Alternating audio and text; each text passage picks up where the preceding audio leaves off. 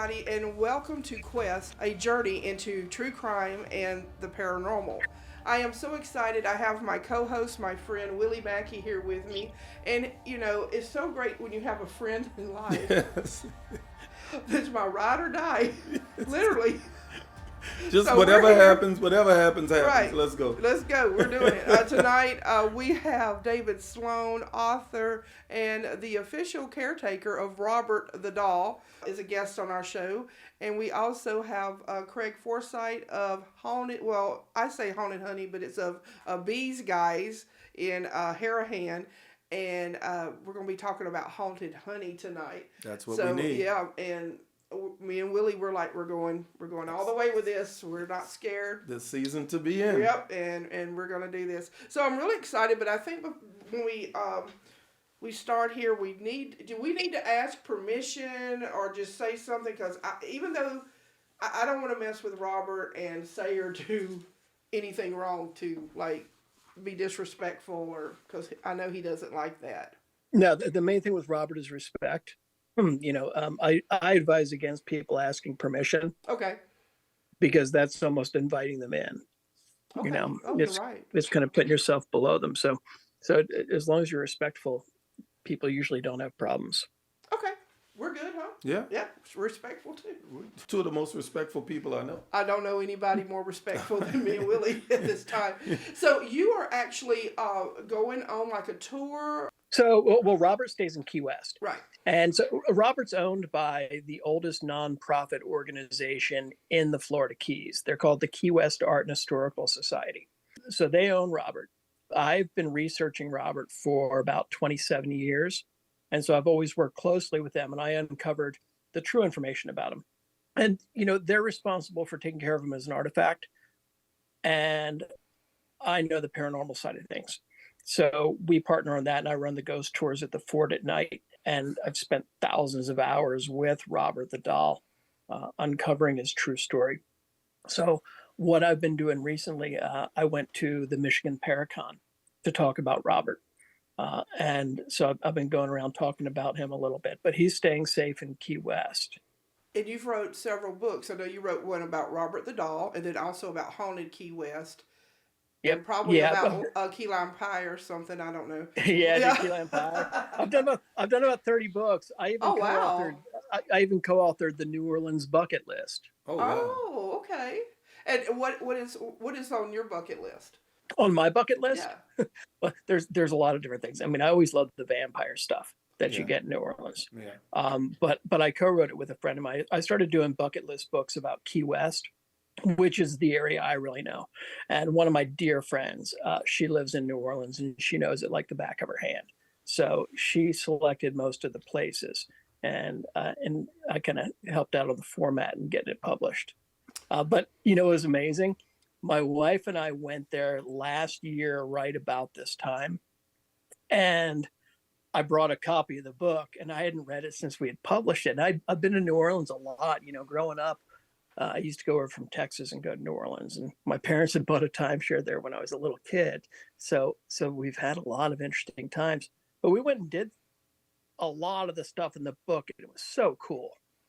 One of the coolest for me, I mean, I like the vampire stuff, the vampire speakeasy, but also the balcony where Elvis sang in King Creole. Oh, okay. Gee, That's pretty That's cool. awesome.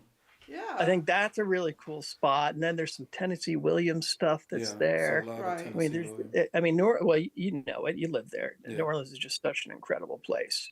And I like that New Orleans and Key West share that haunted history. Yeah.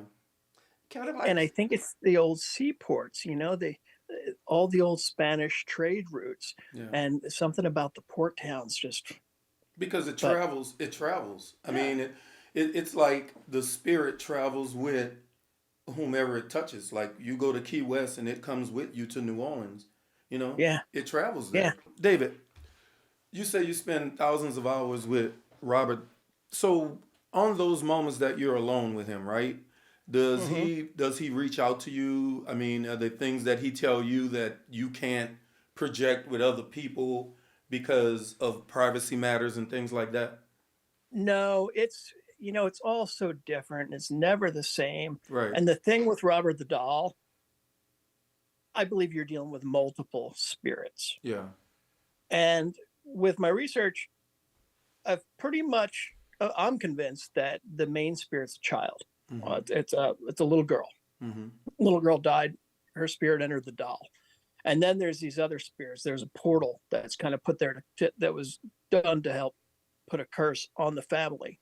But it was this portal. And so that portal opens up to all these other spirits, but they're united with the cause of protecting the child. Right. But the thing is, even though they're protecting the child, they're not all good entities. So there's Mm-hmm. some dark ones in there, and they don't mind causing problems for people. So one of the main things I've tried to do is I've tried to nurture the child spirit Right. and make that stronger. But in doing that, if you're making the child stronger, are you making the other one stronger too? Mm-hmm. That's one of the questions. And the weird things that are happening last year when I did a trip from Texas down through New Orleans and then out to Pensacola, and I was kind of following in some Civil War footsteps from my great grandfather, and he was in the Union, but his regiment was in Key West, and then they were in New Orleans. So I was following this whole path, and I can't tell you the number of things that went wrong. I mean, wrong. Right. Yeah. And then when I got just past Pensacola, I was in Tallahassee, and I was like, I can't do this anymore. Nothing else can go wrong on this trip. So I canceled it. I booked a flight home early. And as soon as I did that, it was almost like I went into some type of a coma is the best way I can describe it. It was almost like this really deep sleep for a second, but I was very alert of everything going on. And then I thought I was dying. I thought I had a heart attack. Wow. And I popped up and I rolled on my side, and I was like, this is it. I'm done. And as I did that, something rolled out of me. Wow. And it was definitely an entity, and it was a very strong one that I hadn't realized was inside of me. And I think it was one of the things that was attached to Robert. And I think on that trip coming through, I don't know if it picked up more in New Orleans. I don't know if something else happened there. But it was very intense. And the weird thing is, you never know when you're getting these attachments. Yeah. And Robert's received close to 10,000 letters from people, begging for his forgiveness. And I think some of these other entities are the ones slipping in and causing problems for people.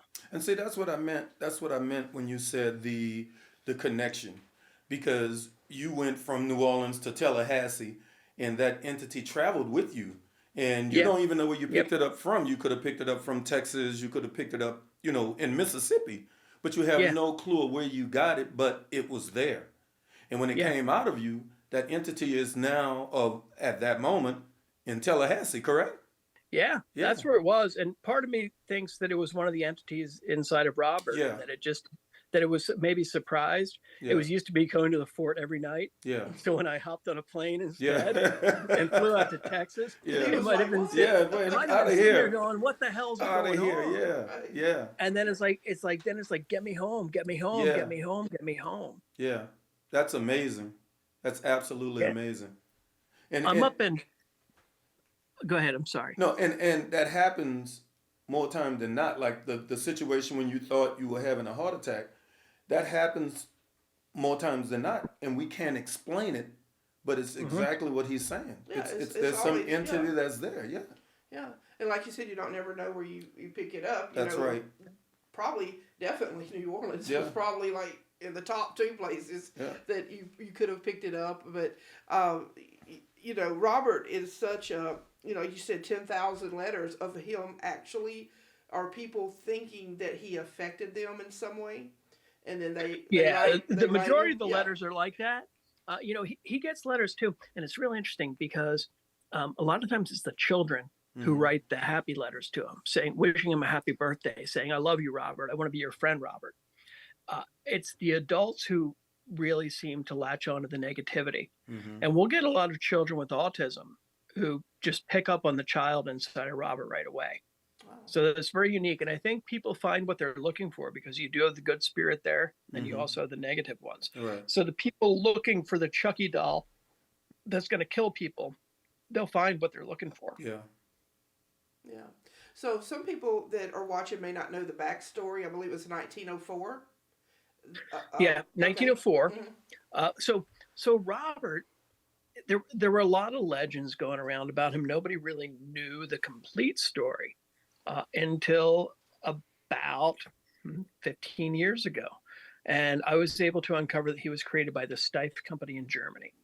And with that, we were able to trace him to 1904. And I found records of Gene Otto's mother traveling over. But the basics of the story, you have a boy in Key West who was 4 years old.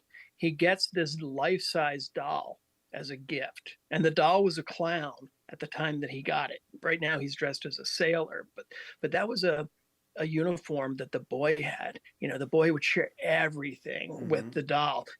His real name was Robert Eugene Otto, the boy's was. But he gave Robert to the doll, and he went by his middle name Gene for the rest of his life. Wow. And then whenever he get in trouble for the things that kids do, he'd always say, I didn't do it. Robert did it. And he'd blame the doll. And the two forged this incredible relationship that went on until Gene left for college. And, you know, he wanted to be an artist. So he ended up going to France. And the doll was locked in the attic in this cedar chest. And he stayed there for a long, long time. And then it was in the late 30s, early 40s, Gene came back, and he had married when he was over in France. He brings his wife back, and she's this brilliant pianist. He became this great artist, but the whole dynamic changed. And he said, you're not going to play piano anymore. I'm going to be the artist, and you're going to be the artist's wife. And then he became kind of abusive. It was like he had this jealousy. And they say that he'd lock her in a closet, and then when confronted with the abuse, he'd say, I didn't do it. Robert did it. Wow. Same thing that he did when he was a child. So after 30-something years of being locked in the cedar chest, the entity was still with Eugene. Well, there's different theories about what that entity is. And all of my research indicates, okay, so when I started looking into the doll, the stories were that the doll was made by an angry nanny who practiced voodoo. Wow. And then you'll also find some references that say it was given to him by a black girl that his family helped raise.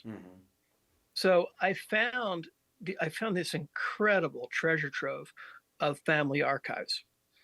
And in that, there were letters from France between the family members, correspondence between family members, a lot of thousands of letters. And a lot of them contained nothing that seemed important, but other ones just had one or two lines that helped piece everything together. And there was a servant for the family whose name was William Abbott. William had a wife, Emmeline, and she was a nanny to the little boy, Eugene. Now, in the 1900 census records, she shows no children living. In 1910, she shows no children living, one child dead. So in that 10-year period that Robert the doll arrived, Emmeline lost a kid. And the boy's father, Eugene's father, was a doctor. So this servant nanny would have gone to him when her child was sick. And we believe that the child died in the house. And the spirit entered the doll. And then the mother was upset that he didn't save her child. So she sought out a voodoo practitioner and had the curse put on the family. Wow. And that's what kind of spiraled everything. Yeah. So, I believe that the little boy was friends with the little girl who died. Okay, so he knew her before she entered the doll. And I think her spirit entered the doll, and that's who he was communicating with. You know, he was taking care of his friend. So many of us see children. We see spirits when we're children. Mm-hmm. Right. But then, we turn it off because our parents say, stop it. That's Yeah. an imaginary friend. Yeah. And I don't think he ever turned it off. So I think he was always taking care of a friend. Yeah. It sounds that way. Yeah. Robert is housed or homed at Fort East Martello Museum. Yeah. Okay. Yeah. And so if you go up to Key West and you want to take a tour, and you do the tours, or you have like a staff, or what? We're pretty much a mom and pop company. There's me, Mm-hmm. and then our lead investigator or doll tender, as we call him, Dan. Mm-hmm. And then we have Lilith and my wife Heather May. So it's a small group of us who work with him. So we're like we're the night crew. Mm-hmm. Gotcha. For all the tours at night, because the museum's open during the day, but they don't do anything paranormal in the daytime. Mm-hmm. But it's a really cool museum, an old Civil War fort. I saw the documentary that Cindy Kaiser did for the Shock Docs on Robert the Doll. That was really like in depth, about that. And then she got some psychic impressions of what was going on, and I really enjoyed that episode. What about some of your other books? Just to briefly touch on. Yeah, with the paranormal, there's Ghosts of Key West, Haunted Key West, and Robert the Doll. And then one of my favorites, there's the Lost Diary of Count von Kassel. He's the guy in the 1930s in Key West who fell in love with a girl. She didn't love him back, but when she died, he dug up her body and rebuilt it and lived with it and married her. Wow. Oh. And it's the craziest story. And he wrote a diary. I've republished that as the Lost Diary of Count von Kassel. Now, is that the one that was a doctor also? Yeah. Well, he was a self-proclaimed doctor.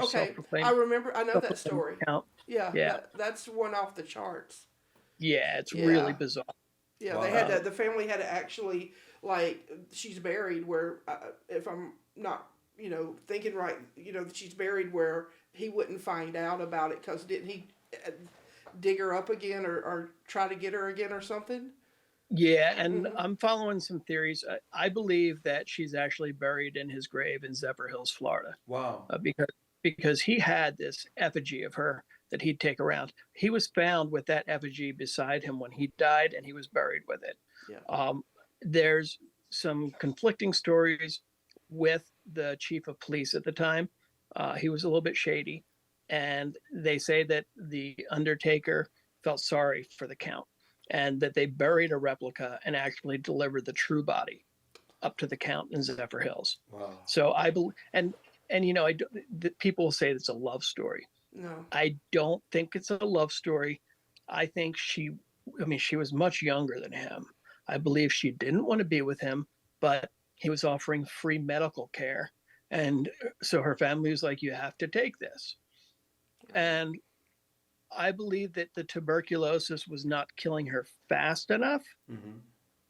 So he poisoned her. That would I make think sense. you have so I think you have a murderer who has his victim. But you're right. But I don't know how to say it, because you have somebody with the effigy, but at the same time, I think he had feelings for her at some way. He did. He had I think a control possessive sick. Yeah. Feeling. Yeah. It's real bad. Wow. Yeah. So Yeah. Everybody, be sure to go. You could go on to the Fort East Martello, and you have your books there on that site. But do you also have another Amazon or wherever that they can get your books? Yeah, all the books are on Amazon, and people can just look up David L. Sloan on there, and they'll show up. And then for anybody who's thinking about coming to Key West, so like our tours, we run through a site called ghostkeywest.com. But we created a free haunted directory for everything haunted in Key West. I mean, not just stuff we do. It's got haunted hotels, haunted restaurants, haunted museums, everything you want to kind of plan a paranormal vacation. Wow. And it's all they're good places, locally owned. So it's friends of ours, people we know that we've done business with for 25 years, where we like them. They're people of the community. So it kind of just points you in the right direction. And that's hauntedkeywest.com. All right. Well, you know what? Thank you so much, David. It's been great. Right. Thank For you. being on the show. Yeah. Appreciate you. You know, like I said, be sure to if you want to find out more information on Robert the Doll. I mean, it's out there. There's a shock doc on Discovery Plus that you can watch also. But if you're down in New Orleans again, email me and would love to go have a drink with you. And Willie owns a bar here. Hey, Willie hey. owns a bar in New Orleans, so we're set. We'll go to the Vampire Speakeasy. We love the Vampire Yeah, Cafe. we do. We like that I there. I love both those places. Yeah, so it's wonderful. let's do it. So thank you again. Appreciate. Also want to thank Pam and Gina's Gift of Gab for getting us together and for you being on the show. So thank you so much. Appreciate It's you. been great. Thank you all. Thank Appreciate you. it. All right. Bye. Have a good night.